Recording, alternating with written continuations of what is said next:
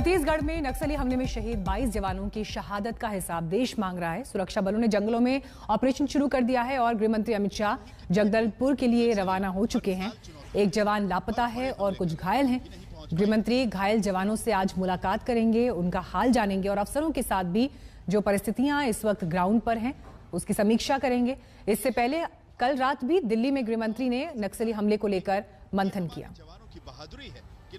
लेकिन ये तस्वीरें इस वक्त आपको हम दिखा रहे हैं, पूरे देश को जख्म देती ये तस्वीरें हैं। नक्सली हमले में 22 जवान शहीद हुए हैं। हालांकि अब वहां पर जो स्थितियां हैं, फॉर्मिंग ऑपरेशंस लगातार चल रहे हैं ग्राउंड पर। और इस घटना के बाद गृहमंत्री अमित शाह ने छत्तीसगढ़ के मुख्यमंत्री भूपेश बघेल से भी बात की और वहां पहुंच रहे हैं गृहमंत्री।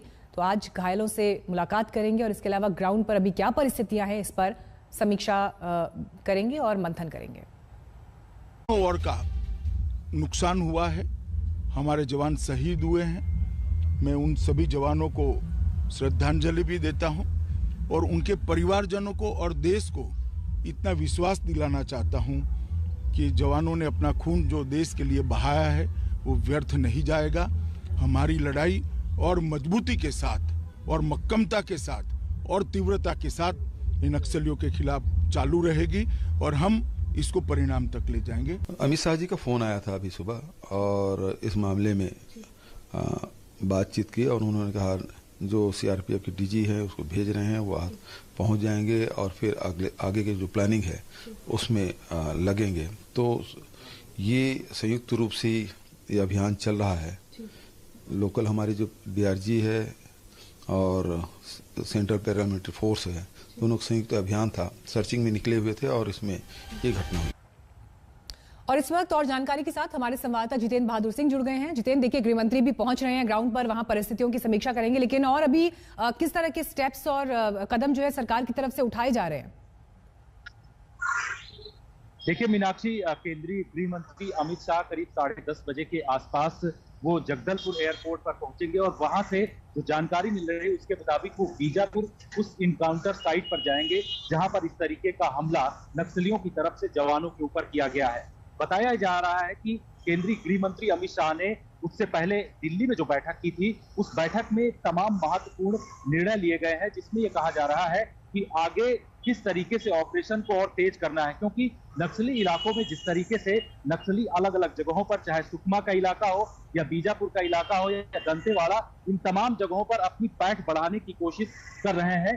ऐसे में एक तरीके से एक और ऑपरेशन प्रहार को शुरू करने की इजाजत दी जा सकती है बड़े स्तर पर। और इसके साथ ही जानकारी ये मिल रही है कि ह्यूमन इंटेलिजेंस के साथ साथ जो टेक्निकल इंटेलिजेंस है उसका इस्तेमाल बड़े स्तर पर किया जाना चाहिए। इसके अलावा एनटीआरओ के जो रियल टाइम पिक्चर है उसको लेकर के नक्सलियों के खिलाफ अब आने वाले दिनों में बड़े ऑपरेशन किए जाएंगे। केंद्रीय गृह मंत्री अमित शाह आज जब वहां पर पहुंच रहे हैं तो उनका सीधा और साफ मकसद है कि जो जवानों के खिलाफ इस तरीके की कार्रवाई नक्सलियों की तरफ से की गई है उस पर किस तरीके से आगे कदम बढ़ाना है। इसके अलावा ये भी जानकारी है कि आज वो समीक्षा बैठक जगदलपुर में करेंगे और वहां पर मीटिंग के। चलिए आप आगे भी नजर बनाए रखें, आपसे मैं अपडेट्स लेती रहूंगी आगे। जितेंद्र, फिलहाल शुक्रिया आपका इस जानकारी के लिए। रुक करते हैं अगली खबर का। यह खबर इस वक्त महाराष्ट्र से मिल रही है। कोविड केसेस बेतहाशा वहां बढ़ रहे हैं, लेकिन देखिए कैसे आम लोग हो, खास लोग हो, इसकी चपेट में आ रहे हैं। अभिनेता अक्षय कुमार जो हाल ही में कोरोना से संक्रमित हुए थे, अस्पताल में उन्हें भर्ती कराया गया है। ये इस वक्त हमारे पास जानकारी आ रही है। अस्पताल में एडमिट हो चुके हैं अक्षय कुमार और ट्वीट उन्होंने किया, इस बारे में जानकारी दी। अमित त्यागी इस वक्त आ गए हैं और डिटेल्स के साथ हमारे साथ। अमित, अक्षय कुमार भी अब हॉस्पिटल में एडमिट हुए हैं, अभी कैसी उनकी तबीयत है? हालांकि ट्वीट करके उन्होंने इस बात की जानकारी दी है। क्या खबरें आपको मिल पा रही हैं? चलिए अमित त्यागी हमारे साथ जुड़ेंगे, लेकिन ये खबर आपको लगातार हम बता रहे हैं, डॉक्टर्स की सलाह के बाद अक्षय कुमार अस्पताल में भर्ती हुए हैं।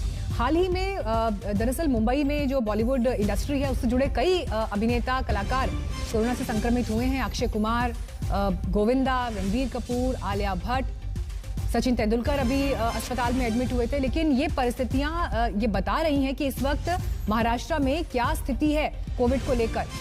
अमित त्यागी आ गए और डिटेल्स के साथ। अमित, कैसी तबीयत है अभी अक्षय कुमार की?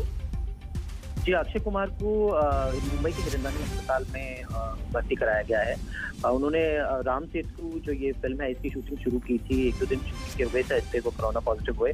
अब साथ साथ खबर ये भी आ रही कि इसी क्रू के करीब 40 से भी ज्यादा लोग, करीब 40 के अराउंड लोग भी पॉजिटिव हो गए हैं। अभी जो मुंबई का वर्कर्स फेडरेशन है उन्होंने कंफर्म किया कि ये सब लोग कोरोना पॉजिटिव जो है इन्होंने खुद को क्वारंटाइन कर लिया है, और शूटिंग बस 2-3 दिन ही हुई थी और अचानक ये हो गया।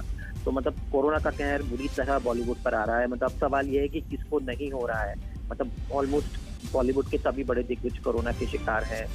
अभी आलिया भट्ट, अक्षय कुमार, गोविंदा, मतलब इससे पहले भी बहुत सारे कलाकार हो चुके हैं, और सबसे ज्यादा कलाकारों के साथ बात यहाँ पर बता रहे हैं अमित की पूरी जो यूनिट थी वहां पर वो भी कोरोना से संक्रमित हुए हैं। ये इस खतरे की सिर्फ इसे आहट नहीं कहा जा सकता, ये कितना बड़ा खतरा इस वक्त महाराष्ट्र पर है और पूरे देश पर है, ये तस्वीर जो है वो इस वक्त दिखाई दे रही है। आपको बता दें कि अभिनेता अक्षय कुमार तो एडमिट हुए ही हैं, लेकिन जो पूरी एक यूनिट थी, करीब 40-45 लोग बताए जा रहे हैं, ये आर्टिस्ट फिल्म राम सेतु के, ये सभी संक्रमित हुए हैं। हालांकि उसके बाद इन्हें आइसोलेट किया गया, जिस बात की जानकारी हमें यहाँ पर अमित त्यागी अभी दे रहे हैं। लेकिन अमित देखिए, इससे ये साफ होता है कि जो लापरवाही दिखाई देने लगी थी, खतरा कितना बड़ा है और खतरा अभी टला नहीं है।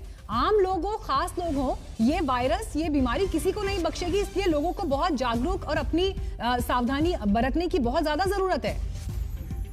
जी हाँ, बिल्कुल सही कहा मीनाक्षी। और इस वक्त सारी जो फेडरेशन है सब जगह यही है। गंगूबाई काठियावाड़ी जो फिल्म, उसकी भी शूटिंग हो रही थी और आलिया भट्ट पॉजिटिव हुई तो सभी लोगों का टेस्ट कराना पड़ा। उसकी शूटिंग पहले उसमें जो फिल्म के producer director Sanjay Leela Bhansali corona positive हुए, फिर आलिया भट्ट। तो मतलब सब तरफ ये, और टीवी सीरियल की बात करें तो वहां पर भी यही हाल है, कहीं ना कहीं कोई कोरोना पॉजिटिव है तो सब तरफ बहुत ही एक अमित जरूर इस तरह के डिस्कशंस जो है वो जो वहां पर फिल्म मेकर्स एसोसिएशंस है वहां पर भी हो रहे होंगे, क्योंकि अगर सीएम सीधे सीधे ये कह रहे हैं कि अगर लोग नहीं माने तो हमें लॉकडाउन को सख्ती से लागू करना पड़ेगा, लॉकडाउन का फैसला लेना पड़ेगा, जो हम चाहते नहीं है। तो ऐसी परिस्थितियों में फिल्म्स के शूट क्योंकि बड़े लेवल पर होते हैं, तो इन पर भी एक्शन हो सकता है क्या? जी, एक्शन तो हो सकता है, लेकिन जैसे कि नया जो एसओपीज है उसके अकॉर्डिंग इस वक्त आपको भीड़ भाड़ के सीन बहुत ही कम। चलिए अमित, हमें इस पर जानकारी दे रहे थे, बढ़ते हैं आगे। लेकिन महाराष्ट्र में देखिए जो तस्वीर इस वक्त दिखाई दे रही है, उधर सरकार भी आपको बता दें कि मिनी लॉकडाउन तो लगा चुकी है, लेकिन देश भर में देखिए 1 लाख के पार जा चुके हैं नए केसेस। ये कोरोना का पीक है जो हम दोबारा देख रहे हैं। इससे पहले जब केसेस आए थे तब भी 1 लाख केसेस क्रॉस नहीं हुए थे, लेकिन अभी की अगर आप तस्वीर देखें तो कोरोना काल में पहली बार बीते 24 घंटे में 1 लाख प्लस केसेस देश भर में रिपोर्ट हुए हैं, महाराष्ट्र में सबसे ज्यादा। और इसीलिए लगातार डॉक्टर्स हो, साइंटिस्ट हो, मेडिकल प्रोफेशन से जुड़े एक्सपर्ट्स हो, लगातार ये कह रहे हैं कि हम सबको इस पर आगाह रहने की जरूरत है, क्योंकि परिस्थितियां हाथ से निकल जाएं उससे पहले सावधानी बरतने की जरूरत है। लेकिन अगर 24 घंटों का ये आंकड़ा आप महाराष्ट्र में, कर्नाटक में, उत्तर प्रदेश, दिल्ली और पंजाब में देखें तो ये तस्वीर भयानक दिखाई देती है।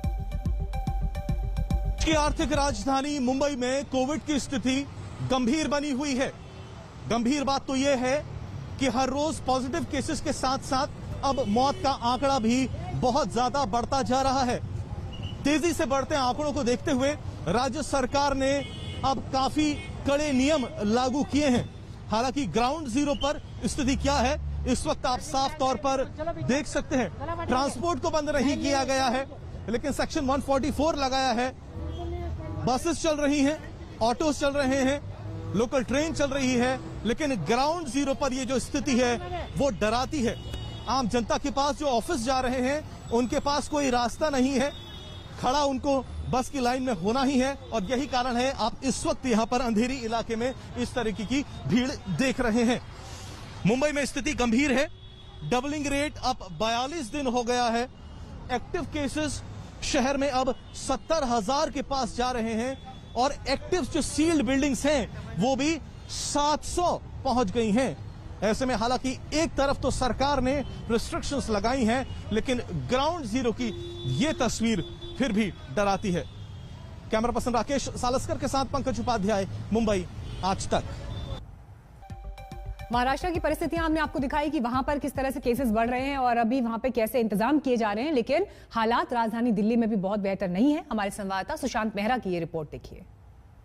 देश भर में कोरोना की स्थिति भयावह होती जा रही है। एक दिन में 1 लाख से ज्यादा मामले सामने आ रहे हैं। इस वक्त हम मौजूद हैं दरियागंज के अंदर। दिल्ली की तस्वीरें आपको दिखाना चाहेंगे कि मंडी में किस तरीके से सोशल डिस्टेंसिंग जो नियम कोरोना के दौरान होना चाहिए वो सब कुछ बेपरवाह होता हुआ नजर आ रहा है। लोग सोशल डिस्टेंसिंग, मास्क जो कि सबसे ज्यादा जरूरत की चीजें हैं, उन सब को पूरी तरह से भूल करके अनदेखा करते हुए नजर आ रहे हैं। और यही वजह है जिसके कारण देश भर के अंदर कोरोना के मामलों में तेजी से इजाफा जो है वो देखने को मिल रहा है। इसके साथ साथ अगर बात की जाए तो दिल्ली के अंदर भी आंकड़ा जो है वो लगातार बढ़ता हुआ नजर आ रहा है। लोग मौजूद हैं, इनसे बातचीत करेंगे।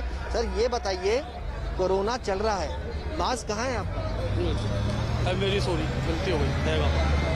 आपकी इस गलती से तो पूरे लोगों के लिए भूल गया सर। मास्क जरूरी है? जी हाँ। तो फिर पहना क्यों नहीं? बस भूल गया, 1 मिनट के लिए लगा हुआ था मेरे, लेकिन मैं भूल गया।